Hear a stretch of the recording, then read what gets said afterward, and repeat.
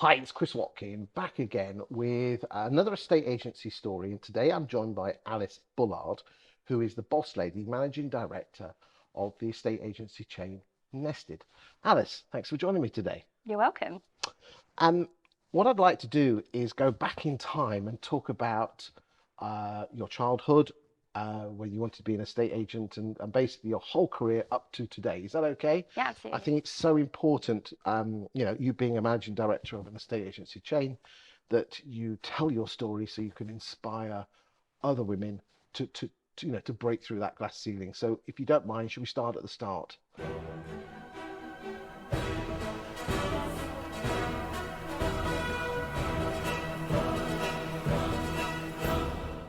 So I know you shouldn't ask a lady when she was born, but what year were you born?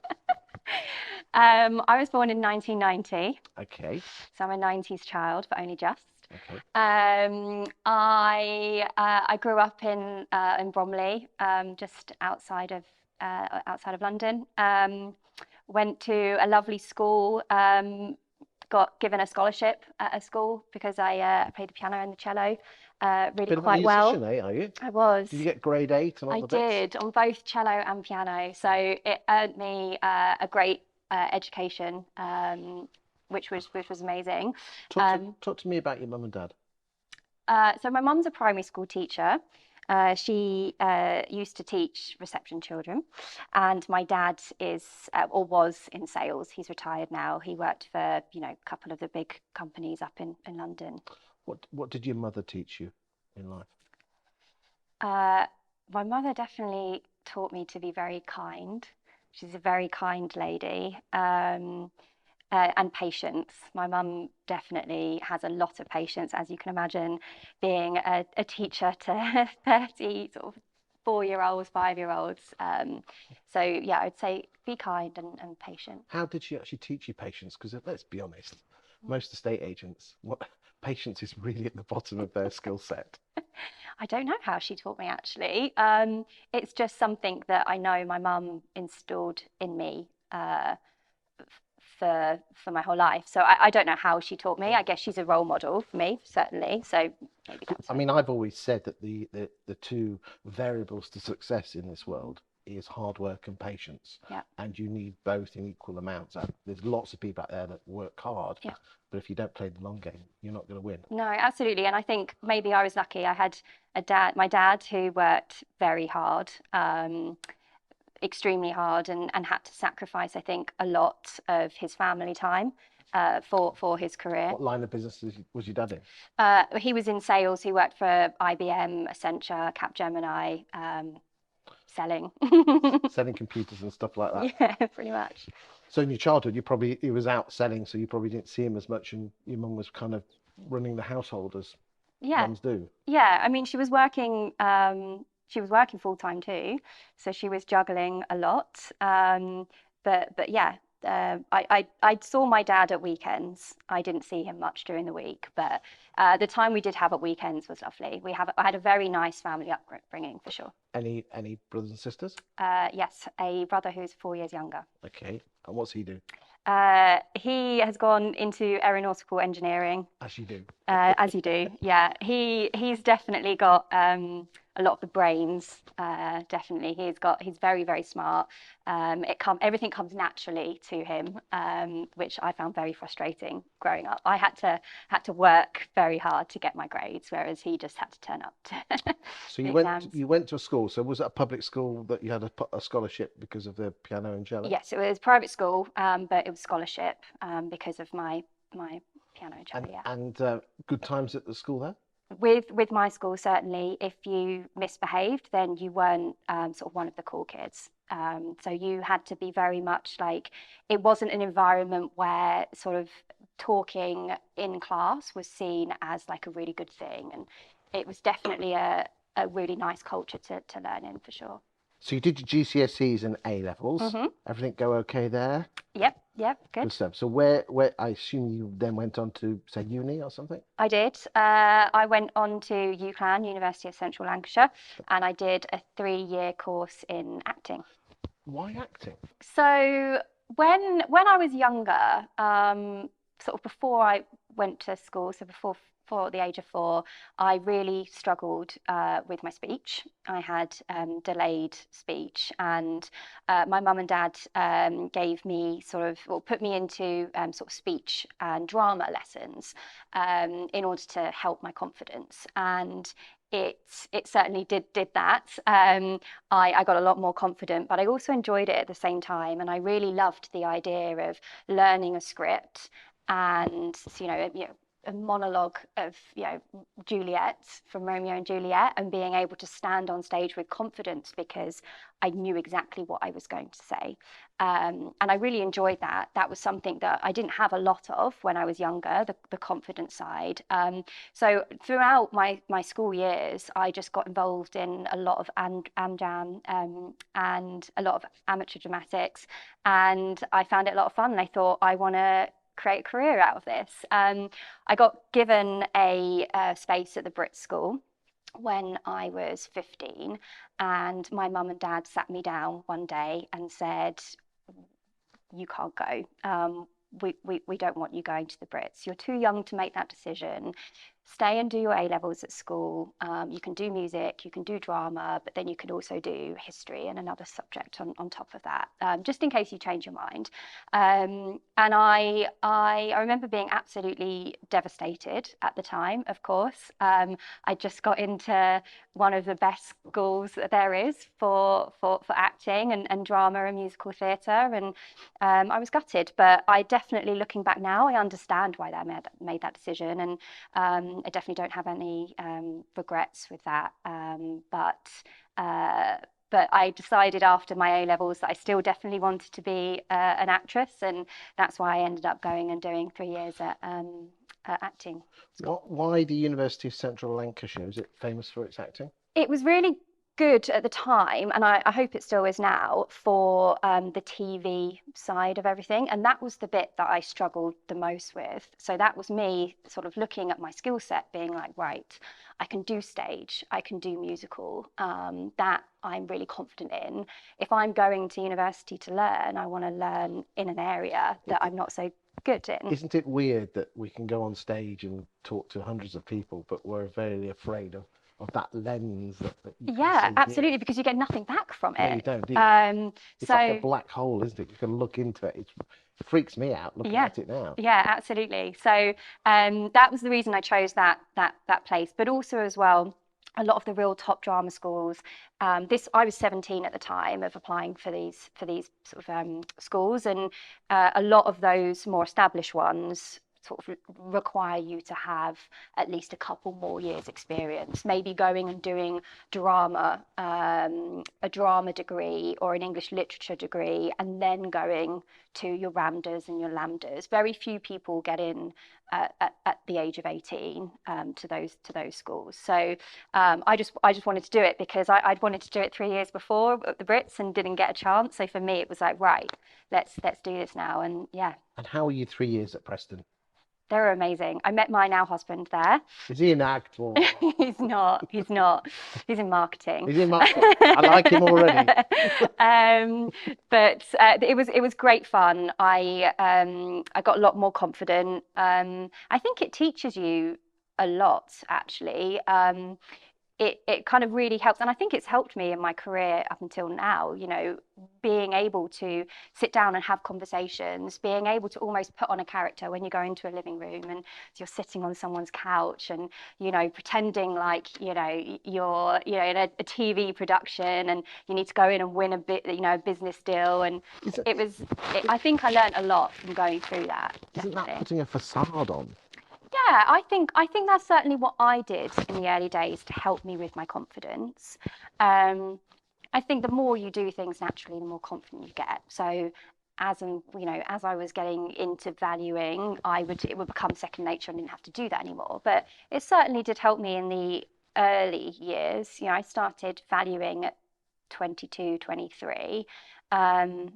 And that's very nerve-wracking to be going into, houses and living rooms and sitting in front of people. And sometimes when you're starting new jobs, you don't have to be natural at it straight away. And everyone has their own coping. What, fake it till you make it? Exactly. Yeah, absolutely. I'm a big fan of that.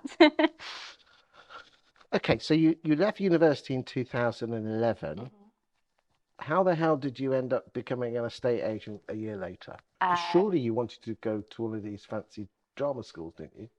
I did, and I did a couple of auditions for them. I did have a bit of an acting career in my early 20s. I went off and did 6 month theatre tour across, across the UK. We were at the Hackney Empire, we were at the Rose in Kingston.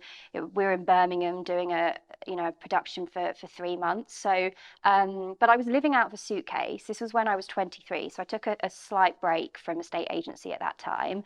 I was living out of a suitcase. I was living hotel to hotel. I was doing performances on a Saturday night. I would drive back down, see my husband, my now husband, on a Sunday, and then have to leave again on the Monday to go to the new theatre for all of the rehearsals. Because when you're in a new theatre, you obviously have a new set, and you had to go through all of that. So were you both an actress and an estate agent at the same time? Yes. So you had a few months. So you left university in 2011. Yep. You did a bit of acting and then started a state agency in 2012 while still keeping your toe in the water. Was that simply you became an estate agent simply because you need the income, or you just wanted something a bit steady, or So I definitely fell into a state agency. My mum's best friend was a branch manager at a countrywide branch and said, "We need someone to manage the phones. Do you want to come and manage the phones for us?" Obviously, I was out auditioning. I had my agent. I was getting a few bits and pieces here and there, but having that regular income certainly was going to be helpful. So I was like, absolutely. And I was basically the viewing assistant and the phone assistant for, I would say, 3 to 4 months, and thoroughly enjoyed it. And then my regional manager at the time said to me, "Look," he says, like, "I think you're a natural. How about you join us as a negotiator? And if you need to take a sort of a day off or a morning off to travel in and do an audition, that's absolutely fine. As long as we get the results, then I'm happy to support you with that." And I was like, "This is great. Like, I've got a full-time role and earning money, doing something that I really enjoy. And then I also get to keep the acting side as well." what did you love about estate agency in those early formative years at Alan Demaid? Well, I'm a people person, so I just love the fact that every single day I was meeting people, and I was doing viewings. It was also something new, so, like, let's not sugarcoat it. I was fresh out of university. I'd worked at a student union bar for 3 months. Now I'm in an office environment. This is cool. This is different. But I also just love property, and I know that sounds really cliche and everyone says it, but I just really enjoyed doing the role. I really enjoyed showing people. I loved working a Saturday because it was the busiest day. I was in at 8 o'clock, getting all of those inquiries that are coming overnight, not just sort of coming through at 8:30. I was in early because I was really hungry for it and I really enjoyed it. So, and eventually, yeah, acting took a back seat, and I was like, I really want Did to it do kind this of as a career. just drift away and Yeah, I mean, the 6 month theatre tour definitely had an impact on me because, again, living out of a suitcase, it's not very glamorous. I was very ill when I got back, so I think I was exhausted. But there's so much dust in theatres, and I had a terrible chest infection for months afterwards, and I'm convinced that it was because of that. And it wasn't really the lifestyle that I wanted to live. A cast member that sat next to me in our dressing room every single evening used to call her children. She had 3 children. She used to call them just before the curtain went up at 7 o'clock to say night. And she would only see them on a Sunday or a Sunday, because that was the only day that we had off. And that was for a whole 6 months. And I just thought, you know what? I don't love acting as much as that to potentially in the future give that up. It was great that she really enjoyed it, and that was her choice, and that was fine. But I just looked at what I was doing and where I was going, and I'm an ambitious person, so I looked at the situation and thought, actually, estate agency, I think I'm going to go in this direction, and that's what I did. had you moved in with Andy at this point? Yes. Good stuff, good stuff. And he was progressing his career, so and you were progressing yours. Hmm. and you spent 4 years at Countrywide. Now, before we switched the cameras on, you said that they promoted you to be valuer within a year. So that would have been around 2013. Can you remember your first valuation? Yes, I do. My first valuation wasn't actually by myself. My manager at the time came with me. I had a really great manager when I was at Alan DeMade Countrywide. She gave me a lot of autonomy and was really pushing me, which was amazing. So she gave me some like a bit of an extra push. I guess I was definitely going out of my comfort zone at the time. I'd only been in the state agency for a very short period of time, but she definitely said to me, "Look, I see a lot of potential in you." So she very much took me under my wing. I went on a few valuations with her, and then So what was the name of this wonderful manager you had there? Teresa. Okay, what did she actually teach you that you've learned now? Um, okay, Teresa taught me a lot, but she taught me to listen to the customer and what they want. She was never a salesy, pushy valuer. We would go in together on valuations and we would know that Foxton's had just been in before, or KFH, one of the other kind of big ones in our area, had gone. Boo. And she had a very different valuing style to one that I know of now, but obviously at the time that was all I kind of had seen. Okay. So yeah, she taught me to listen to the customer and to really understand what their needs are, because she very much had a view of like the good guys and girls always win. So that's, I think, what she taught me for sure. So 2013, 2014, you became a full-time valuer? Yeah, later on, yeah, I did. Yeah, full-time valuer.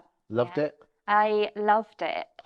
Would it be fair to say that actually it's probably the best job you've ever had, even up till now? Oh, for sure. I do get a little bit jealous now, dare I say it, of some of the people that I work with going out and listening to them and them talking on like sort of Monday morning. I went out to see this person at the weekend. This is their story. I'm like, I'm really trying to get involved in that side because You can't. You're the MD. I really want to. I know it's the best bit. It's the best I'd bit. love to go back valuing. In fact, I even said to the wife during lockdown, I had the chance of starting an estate agency in Grantham, and Yeah. she said, "Well, you can, but here's your divorce." Brilliant. No, it is. I think, well, that's the whole reason as estate agents do what we want. Like the reason we're in this industry, right? It's because we are people. We do love that human interaction. We crave for it. So, yeah. Which is what makes us good estate agents. The downside is that those personality types mean we fear rejection, don't we? Yeah, of course. Yeah. And when we lose that listing, it's like a dagger through the heart, isn't it? Yeah. But it's fine. Pick How do you yourself deal up. with losing value listings? How do I deal with it? Well, I would very much be a dog with a bone, right? If I lost it, I would do absolutely everything possible to try and win it back. And that's not straight away. It's very much saying to seller, look, I completely appreciate it. Thanks for giving me the opportunity anyway. If it's okay with you, I'd love to stay in touch and I wish you all the best. In the meantime, I know what you're looking for. I'm going to keep an eye out for your onward purchase. And then 2 weeks later, give them a call. How's it going? I've noticed that you've only just listed on Rightmove, or I'm not too sure about this shop. Maybe get them to take that off, and giving them advice along the way, and making sure that you're the person there advising them and being the person they are almost hearing from the most. That's quite rare for estate agents because when you lose it, they take it so personally that they're effing this and effing that, and it's like a dagger through the heart. Yeah, and the thing is it's really hard. I think human nature, it's really hard for people to come back and say, I made the wrong decision. Like that's a really hard thing for people to do. So don't give people the opportunity. So give people the opportunity for them to not have to say that, and for you to be the person that's just constantly talking to them, so they don't have to go, oh, actually, I'm going to ring that Chris Watkin because I probably should have gone with him because he's just sold a property down the road. Don't want to look stupid. People don't want to look stupid, and show that they've made the wrong decision. So take that off of the table, take that away as a blocker, keep in touch with them, and properties don't always sell straight away, especially in the market we're in right now. Well, So we're filming this in March 2023, yeah, and the housing market has changed. yeah, And I think some stats that came out at the Women in Estate Agency conference, we are returning back to the figures where 6 out of 10 houses sell with the second estate agent. absolutely, absolutely. So if you do not win a listing, then like just keep in touch with that person. Okay. Don't take it personally. I'm making a sweeping statement here, Mm. but I find, if you don't mind me saying, I'm going to get shot at this, and we are going to do a separate video on this, but I actually think women make better estate agents. And I think men, so male valuers, take it very personally, their male ego, their male pride. Yeah. Whilst you sound like a bit like a terrier, and you don't want to let go, and you don't, making it easy for the punter to come back to you. Yeah, absolutely. You know, Do you think that's right? Have I made the wrong assumption there? I wouldn't say it's a wrong assumption. You know, I like to win. So I have my own way of doing that. And that maybe is different to the What's way. that? Killing them with kindness. Absolutely. Yes. Good for you. Right. Okay. So you were at Countrywide, Hmm. and it got to 2016, Yep. and you said that you wanted to progress your career. Yeah. Why weren't they promoting you to be a branch manager? So at the time, I really couldn't understand why. Did you want to be a branch I manager? absolutely wanted to be a branch manager. Yeah. Okay. Was that for the money or the title It or was for something else? if I'm being honest, of course it was for the money. I'm very money driven. I like having the lifestyle that I want to have. So that's me, and I'm not ashamed to admit that at all. Okay. So yeah, of course you get a bit of a bump in your base. So that was kind of a positive. But I also was getting to a point where I was starting to become a little bit bored. I really enjoyed valuing, but it was something that I was doing very well, and for me, I wanted to learn. I think if we're all being honest, a lot of people want to learn. You have to continuously be learning in whatever role that you're doing. So for me, I'd got to a point where I wasn't learning anything anymore. Yes, I was doing a really good job, and that was great, and I was enjoying it, but I wasn't learning. So you were pulling the numbers, you were bringing the bacon home, pulling the numbers in. Did your bosses ever sit down with you and actually say, Alice, where do you want to go? Or did they just assume that you were a cash cow? So I don't really know, to be honest, because I never really, I feel like, got the honest truth out of them on it.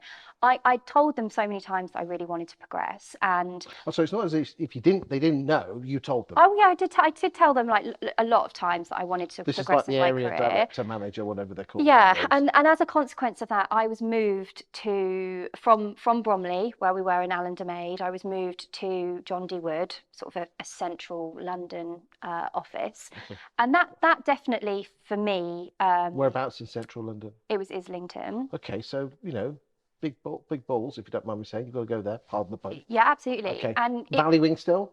Valuing. So that kind of scratched an itch because I was learning a different market. Yeah. I was big learning a market, different area. Big what's the name? Yeah, absolutely. You know, learning a new area. So that definitely kind of like helped that part of my mind of like, right, I'm learning something. So you were here. there for a year, were you? Yeah, I was. You'd married just by over. this time, hadn't you? Yes. Okay. But was it just a temporary itch? Yeah, it didn't. Once I'd learnt the streets and once I'd learnt how to pitch to an Islington homeowner versus a Bromley one,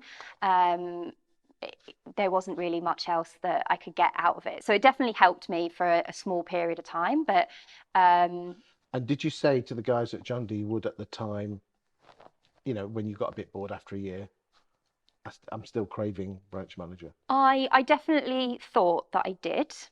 I probably didn't shout loud enough. Okay, but there's mentioning it and then being a moaning cow, isn't there? Yeah, yeah. Okay. I just couldn't understand why there were people around me and in the company within Countrywide who were being promoted to branch managers who weren't doing as well as I was or doing the numbers that I was. Do you think, though, that a good valuer doesn't necessarily make a good manager? Absolutely. Yeah, absolutely. They are different skill sets for sure. I think you can't just assume that someone that makes a great valuer is going to make a great manager, and a great manager is going to make a great area manager. Of course, absolutely. I'm very passionate about that. Did you realise that at the time though? Um, Because I think there's a lot of valuers out there saying, well, I'm top of the pile here. I should get my branch manager role. Yeah, and I definitely wasn't coming at it from that side of like, I did look around me and think, why am I not being given the opportunity? But I think I made it really clear, like the reasons why I wanted to be a manager. I still would love to have done the valuing, and branch managers often do.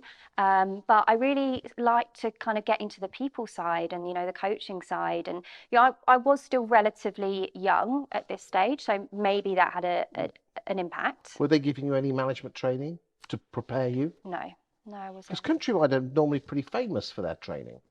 Obviously not with you. Yeah, I mean, I had great training when it came to valuations. I had Gavin Swan, who I learned a lot from. He was a great trainer. So, but I never got any management training. No. Maybe if I'd stuck around a little bit longer, I would like to think that I would have done. But no, I didn't. Then in September 2017, high-flying valuer lister always wanted a branch manager job. According to your CV, you handed your notice in to John D. Wood and took a step backwards to become a sales associate, which is basically a negotiator role. Yeah. How do you square the fact that you wanted to go to be a branch manager when in reality you took a step back? But before you answer that question, before you tell me why that answer is, I'd like to hear what the John D. Wood people said to you. I'm intrigued. Um, Because there's you giving it some of that.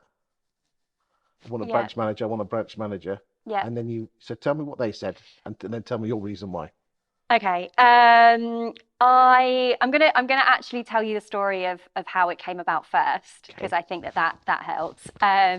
So I used to work with a lady, Susan Gregory at Allen Maid, and she contacted me saying, I've just joined this new company, Nested. They're around the corner from you in Islington. Do you want to meet up for a coffee? And I was like, yeah, absolutely. Like, love Susan, think she's amazing, and I learned a lot from her when I was working with her. So I was like, absolutely, like, let's go for a coffee.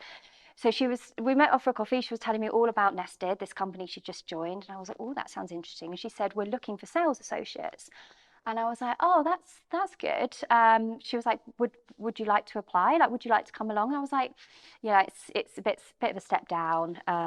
It's probably not going to be for me. She said, well, we're also looking for sales managers. So I was like, oh, okay.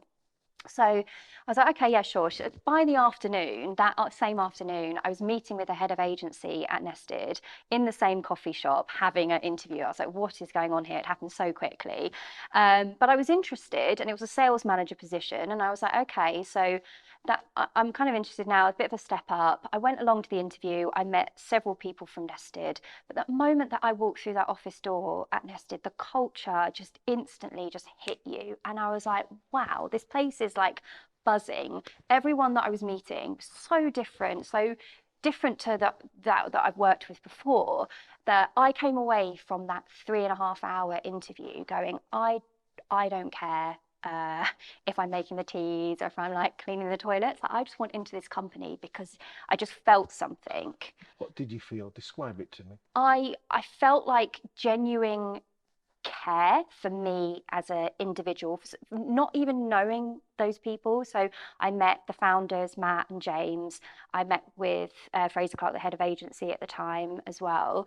And just I don't know how to describe it, but I think anyone that's kind of walked into that office would be able to say the same thing, of just like, it's so vastly different to what everyone has experienced up until that point. If you're an estate agency, people in tech coming over and saying, oh, hi, you're Alice, like, you're here for the interview today. And I'm like, yeah, like, how do you know that? Like, you're in a completely different department. Like, the communication clearly between the whole company was one of just like, everyone feels like you feel like you're part of something really different.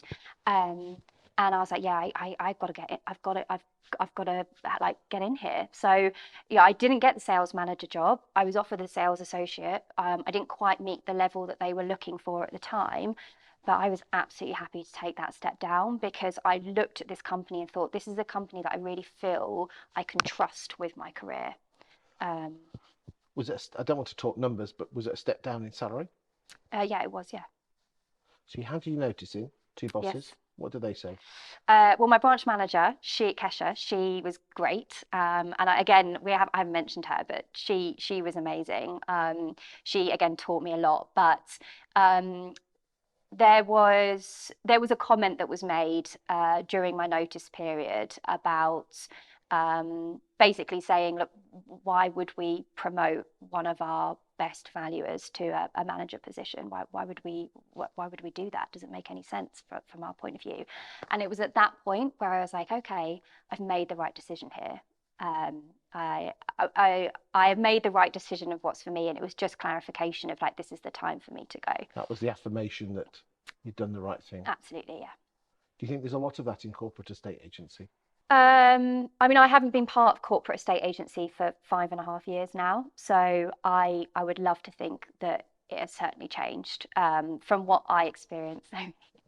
From what I experienced, It hasn't. yeah, From what I get, people talk to me all the time. yeah. It's a shame, isn't it? It is a shame. It's a shame because Thankfully, you, I mean, not everyone's like that, and please, we're not being awful here, but there is a large minority of that.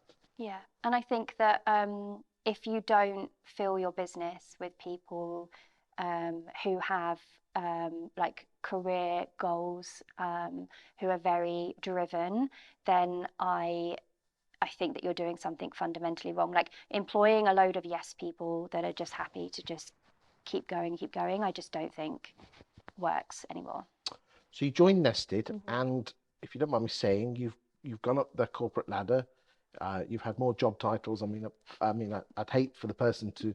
You never got to the end of the bottom of your business cards, have you? Sales lead, commercial manager, head of commercial. Yeah, the business was changing. The business changed a lot. I mean, the business has massively changed since I joined it. It started as this disruptor that was. We're not allowed to use that word on this sofa. Oh, we're not? No. Why? Oh, because everyone's a bloody disruptor. Oh, aren't okay. They? Okay. I mean, what is Nested? Because a prop tech firm that became an estate agency that's now self-employed. Is that it? What is it? So with Nested, the reason why it was founded in the first place is that clearly the way that you buy and sell property in the UK can be a very, very stressful time. And Nested's, I guess, answer to that was to give people advances on their onward purchase so they could break a chain whilst their property was still continuing to be sold. So basically a big pot of money to break the chain. Correct, yeah. Okay. And that was actually something that everyone loved the concept of.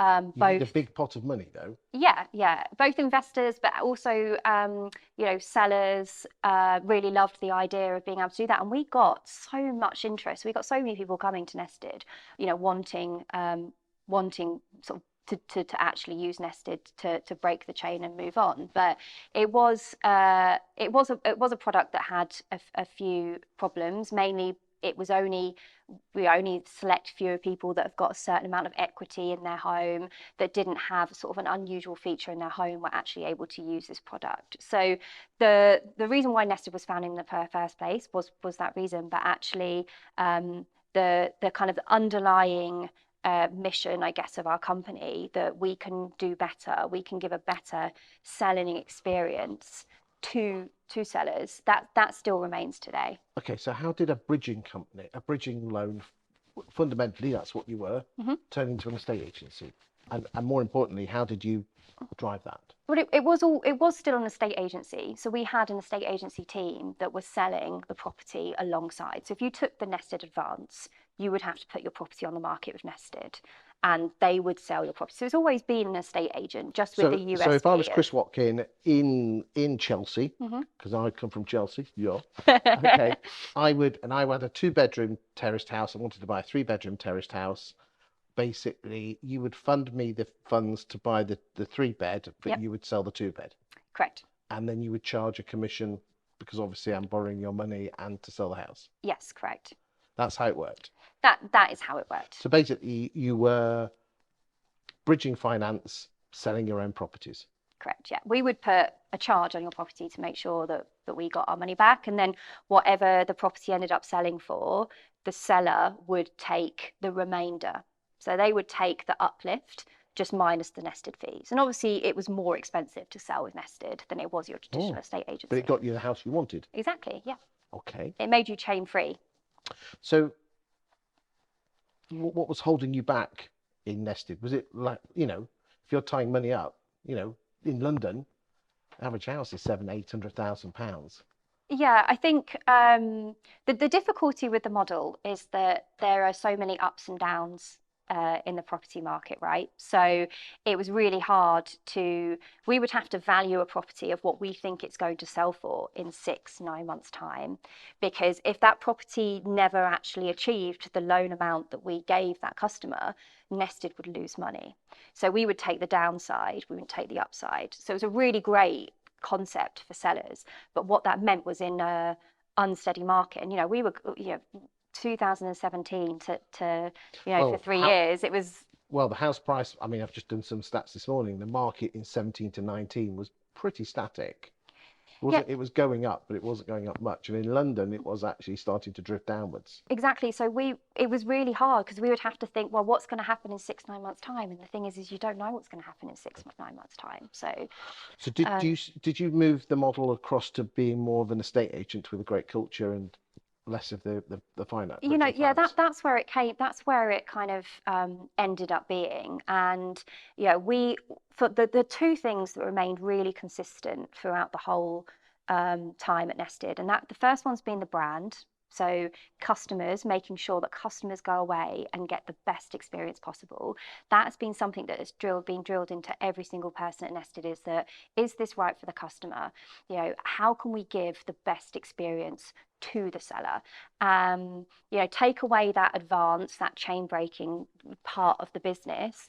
That was still at the heart of the company's vision. And then the second thing was the tech. We have built a fantastic internal CRM that we call the Nest, that is linked to a seller app. That means that sellers can see at their fingertips everything that's going on with their property sale. They can see how many inquiries they're getting. They can see how many times the estate agent is chasing for those inquiries. They can see all of the feedback. Everything is on this amazing app. How many viewing stats on Rightmove and Zoopla, etc. So it's a really great tool, and that is something, again, is giving a really great experience to sellers that now our partners can use when they're going out and selling themselves. And when did you decide to go down the self-employed route? So we started to think about it actually just before COVID lockdown. So it was actually in those kind of initial 2-3 week periods of everyone thinking they're still going to be going back to the office in a few weeks' time. We started having conversations about it. We could see that there were other models that were coming into the space and starting to make a little bit of a noise, and we thought this could be a really good way of scaling the business, but also stepping back and looking at that customer experience of a customer getting a Nested representative who is taking them right from the beginning of their journey all the way up until the end, who is invested in that seller as well because it's their own business. Well, that seems to really fit what we want as a brand and how we want to change an industry, and give sellers a really great experience. So we were starting to think about it around that time, and we sat back and did a lot of thinking and a lot of planning. We've been really fortunate that we haven't had to rush into decisions. We've purposely been taking a step back. So now you are MD. Why do you think they made you MD? Obviously, apart from the awesomeness. I mean, you've had a meteoric rise. You've had 7 job roles there, 6. Yes. How you got to the top of the pile? Oh, that's a really hard question that maybe someone else should actually answer, not me. But uh, If I was asking the two founders yeah, why you're MD, what would they say? I think the first thing is that I am really, first of all, I'm really invested in Nested. Like I really do believe that what we're trying to do, or what we've always Mm. been trying to do, has really resonated with me.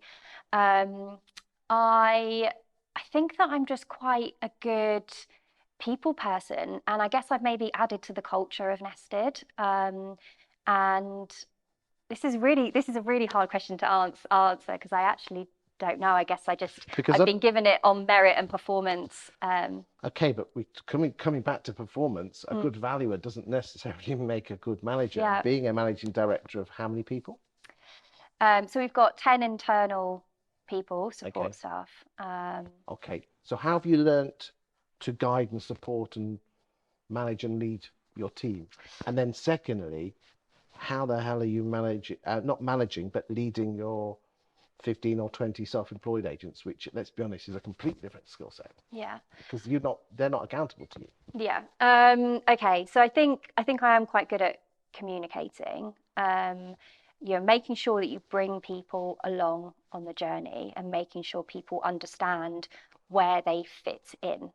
And that applies to both the internal team, the support team, but that also applies to the partners as well, right? I think that for me, building this business now as a self-employed model, I think that that is so unbelievably important, making sure that they feel like they're part of something, they feel like they're part of culture. And that's not ramming it down their throats and telling them that they should be thinking this or telling them what to do. It's the complete opposite. It's just saying, we're here to support you.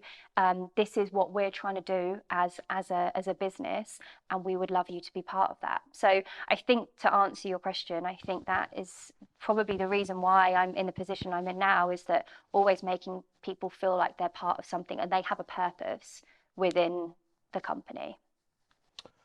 You're 32, 33 years old now, 32, yeah. okay, which is a young age, not a criticism, Yeah. but a young age for a managing director of such a large firm. What's the future for Alice Bullard? If I get you back here in 5 years' time, what will I see? I'm definitely not someone that sits here and plans for 5 years' time. I probably should actually focus maybe on my own career, maybe a little bit more than I do. I'm kind of looking to the next sort of 6 months. So for me, the next 6 months, I want to be back on the sofa again, talking to you about the rise of Nested and how we are now an even bigger model within this self-employed space. I um, I really just want to make sure that I'm focusing on what I'm doing in the present moment, and what that looks like in the future. In 2, 3 years' time, I might still be at Nested. I might be somewhere else. I really, really don't know. I think for me, it's about looking back and going, I put everything into making that particular thing work. I worked extremely hard to make sure that that was a success. And I probably, and that's probably why I focus more on the short term than I do really on the long term. I have no idea what will be in a year's time or 2 years' time for me personally, but it's very much about focusing on the now and the next 6 months. And I'm going to work really hard to make sure that everyone knows about Nested and that we make this work, because I'm really passionate about it. Thank you for your time today, Alice. You're welcome.